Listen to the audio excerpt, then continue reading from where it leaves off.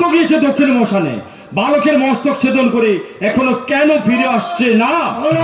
মহারাজ মহারাজ আমি ফিরে এসেছি মহারাজ। আরে বালককে আমি আমার সঙ্গে করে এসেছি। একই ঘাতক, এই সামান্য বালককে তুমি হত্যা করতে পারলে না? না না মহারাজ না। অপদার্থ কোথাকার! মহারাজ আমাকে আপনি অপদার্থ বলুন না, যাই বলুন। এই বালক সমানে বালক নয়। এই বালকের মা বলেছে, পুনরায় দেখা দিয়েছি শতদল মাঝে পদ্মের উপর বিরাজ করছে অপূর্ব দৃশ্য কমলে কামিনী।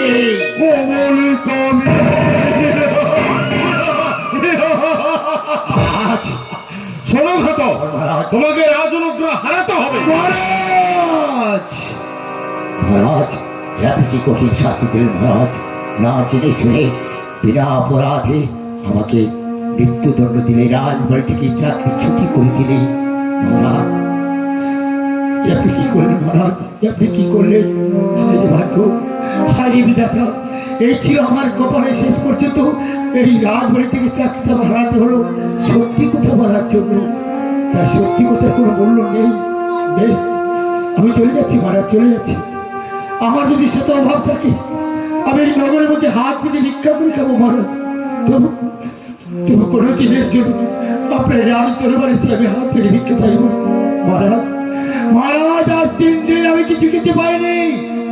আমাকে আপনি এক মুষ্টি ভিক্ষা দিন মহারাজ, এক মুষ্টি ভিক্ষা দিয়ে ভিক্ষা দিন। এখন তুমি এসো। চলে যাচ্ছি মহারাজ।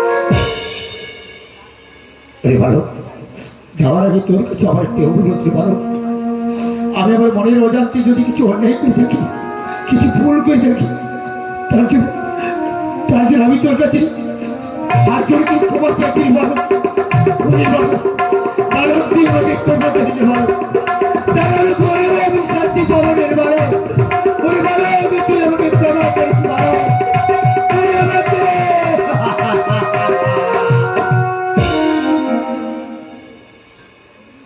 বালক, তুমি পুনরায় দেখাইবে সেই পদের উপর বিরাজ করা কমলে কামিনী।